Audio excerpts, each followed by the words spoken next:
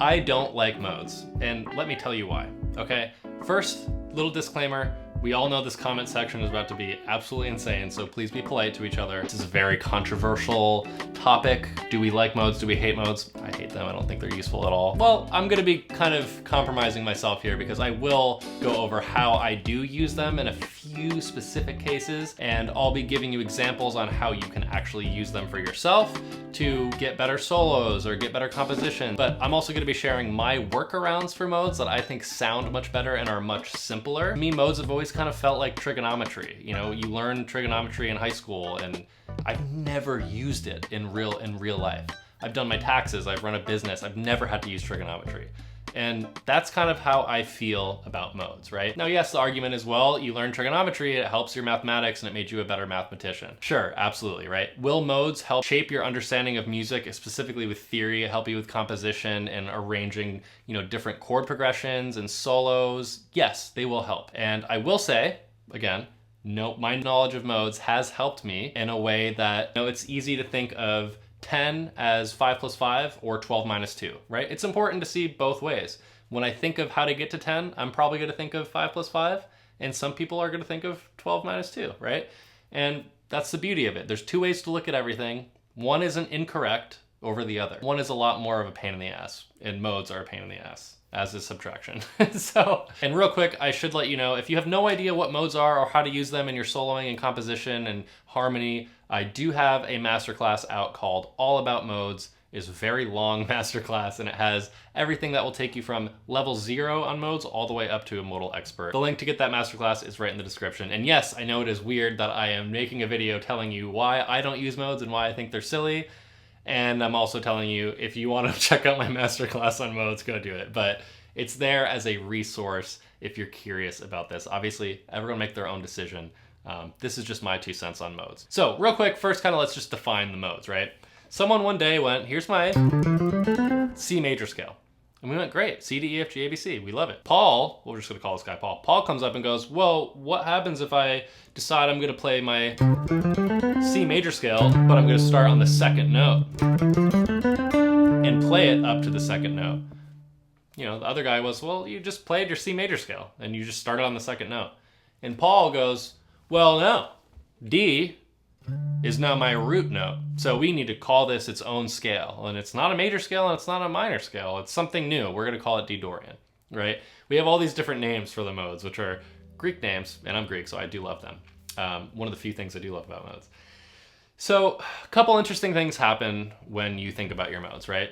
If you're thinking of it from a scalar perspective, okay, you would have a different mode for every diatonic chord and any chord progression or any song you're going over. So yes, you could use, you know, for example, in a 2-5-1 in C major, I have D minor 7, I could use D Dorian over G7, could use G mixed Lydian, and then over C major, could use C major, or C Ionian.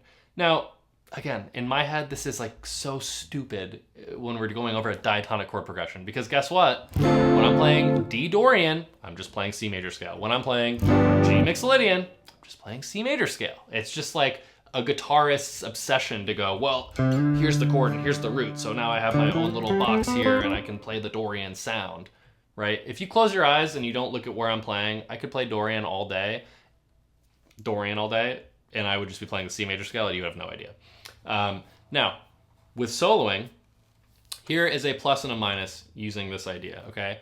The minus, in my opinion, is every mode has an avoid note, right? For example, the major scale, your avoid note is the 4th. Okay. Aeolian, we're supposed to avoid the 6th, right? Every mode has its own little intricacies with scale tones that sound good and sound bad. That's annoying. If I'm gonna go through and play a different mode over every chord in a freaking chord progression, not only am I gonna be scaled out in my head, figuring out all these different scale fingerings, but now I have to worry about which notes, different notes at that, to avoid in each scale. That sounds like doing too much to me, okay? What I would do, if I wanna achieve a specific sound, is I would use the harmony. Let the harmony inform you, okay? Let's say, for example, we had C major 7, sharp 11. We want that Lydian sharp 11 sound, right? I could just say, okay, well, I'm gonna play C Lydian, but now I have to get into the whole nitty gritty of the scale, which chord tones, scale tones to avoid. Let me just use the harmony here, okay? C major 7, sharp 11. Great. Using the harmony is always gonna be the sexiest, best, smoothest, most powerful sounding selection of notes you could use, because we're using the notes from the chord, right? So I could think, okay, C, E, G, B, there's my C major 7, right? But we're worried about these tensions now. We want to get that sharp 11.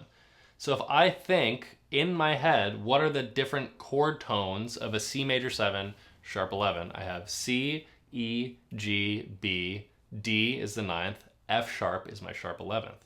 So check this out. C, E, G, B, D, F sharp. Okay, if I break up those chord tones into groups of 4, what different 7th chords do I have? Well, I have C, E, G, B. Okay, that's easy. That's C major 7. I also have E, G, B, D, which is an E minor 7 arpeggio. That's going to give us the 9th sound. Okay, and I also have G, B, D, F sharp, which is G major 7 arpeggio. So check this out. If I want to get that really strong Lydian sound, instead of thinking 1, 2, 3, 4, sharp 4, right? Using my Lydian scale, I can now break out. If I really want to hit that C major 7, sharp 11 sound, now I have all these different options. C major 7, E minor 7 arpeggio, and G major 7 arpeggio, right? So for some harmonic considerations here, right? If we use C major 7 arpeggio over C major 7, sharp 11, we get root, 3rd, 5th, 7th. If we use E minor 7 arpeggio, we get 3rd, 5th, 7th, 9th. And if we use G major 7th arpeggio, we get 5th, 7th, 9th, sharp 11, right? So it's way easier to just, to me personally, to grab these really strong arpeggio sounds, because I know no matter what,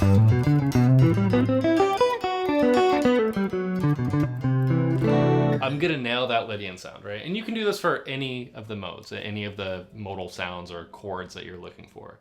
I'm much more partial to using the harmony to guide me and using arpeggios and little chord substitutions, if you want to think of it like that, right?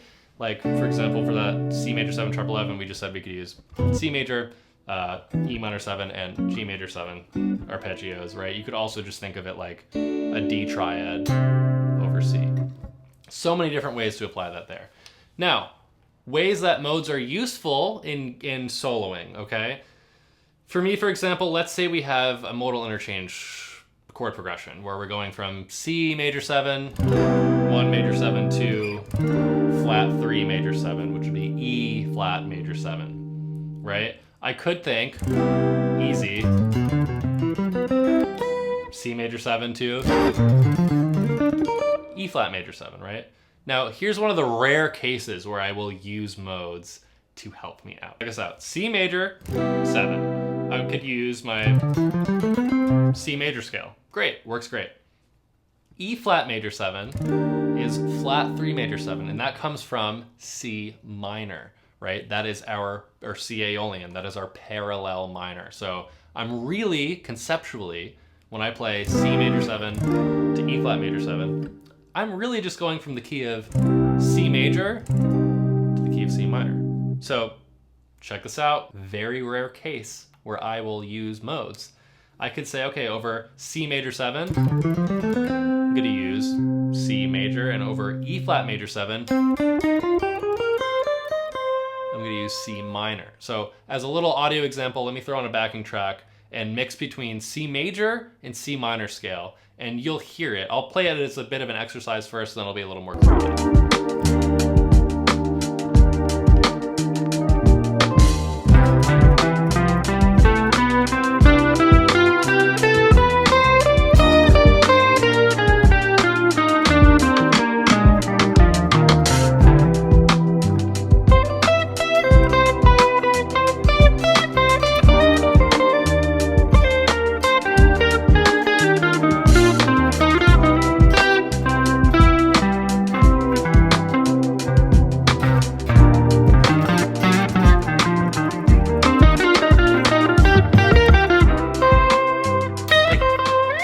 So as you can see, right, it's very easy and simple to use modes in this scenario because I can just go, well, cool, yeah, complex chord progression, but I'm just going from C major to C minor, right? And that's a really cool like modal workout or scale workout, right? It's going up, maybe first octave is C major, and then second octave is C minor, or vice versa.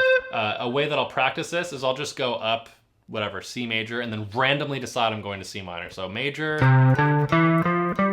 minor, major, minor, major, minor, major, right? So being able to switch through modes like that is important. And yes, that has helped my playing a lot.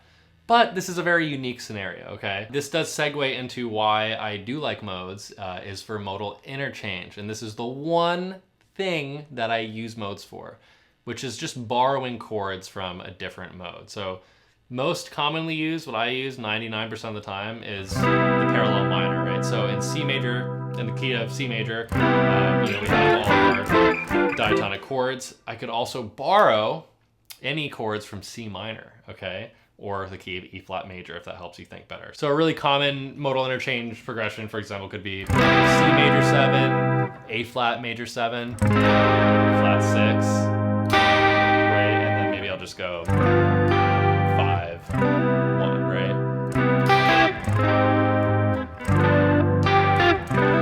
Or flat 3.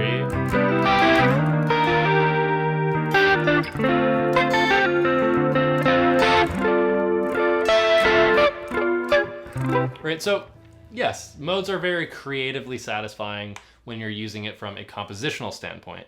Do I think that you should be going through a jazz tune thinking of, okay, I'm going to use all these different modes over every chord and every key change? No. I think you should be using the harmony to guide you. And I think you should be thinking less. When people get really just like so matter of fact about everything you're going to do, that's literally like me being like, we're going to go on a date and I'm going to methodically hold your hand at 8:01 p.m. and then at 8:02 I'm going to lean in 40% for a kiss and wait for you to go 10%, and then will I advance another. You know what I mean? It's like, just take the hand and give me a smooch. Like, don't plan out every freaking move. You got to let some of the magic just happen, right? And for me, the magic is in the harmony, baby. So again, I like using the harmony to guide me, as I kind of showed you earlier with your different arpeggios, right? I just am an arpeggio slut. I love arpeggios. I think they're the greatest thing on earth. I think modes are stupid, and I think a lot of people use modes because, just like me, when I learned modes initially, I was like, I'm the shit because I know modes now, and a lot of people don't fully get them, but I get them now, so I'm special and cool. But I would love to hear from people who exclusively use modes to solo, and just why? Why do that to yourself? But yeah, okay.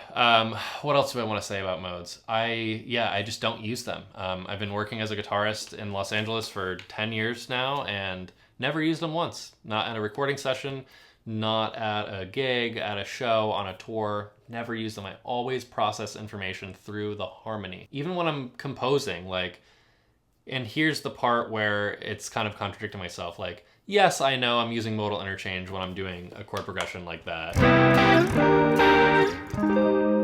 You know? But I'm not thinking about it like, oh, I'm going to borrow these chords from C Aeolian and use flat 6. To me, I've done it so much that it's just a sound available to me. And I'm, again, leading with my ear. The harmony is leading me. I don't know if this makes sense. Did this make sense? Probably going to lose a lot of subscribers because people are so... they just want to die with the modes. Like, they're like, people who love modes are like people who like licorice, you know? They'll die on that hill that licorice is the best flavor ever, and it's just simply not. No, okay, but in all seriousness, yes, like, modes are important to understand, they're important to comprehend, they're important to know, they will raise your musical awareness, and they will help organize information. Those are all very positive things about modes, and it's why you should learn them, and it's why you should take my masterclass to learn them so you can really understand them. But at the end of the day, again, modes are like trigonometry to me. It's like, it's something I had to learn in school that I've never used, right? And I've just never used them in my real life. I do my taxes, I run a business, I do all these things with math, but I never have to use trigonometry, right? Did trigonometry inform my mathematics skills? Sure. Right? It helped me understand different mathematical concepts and organize information and organize numbers a little bit differently than I would have if I didn't know it. So that's my argument for modes. They're dumb. They suck. You don't need them, but you gotta know them. I know that makes no sense, but you know what? Don't quote me on that. Let out all of your feelings in the comments below. If you want to roast me, put me in the oven at 450 for 23 minutes and then finish me off in the air fryer. Well, actually, pan sear first and then finish me off in the oven. I just started making steak recently. I don't have a grill, so I've been making it on the stovetop and the oven. If you have a good steak recipe, please let me know because I can't get it right.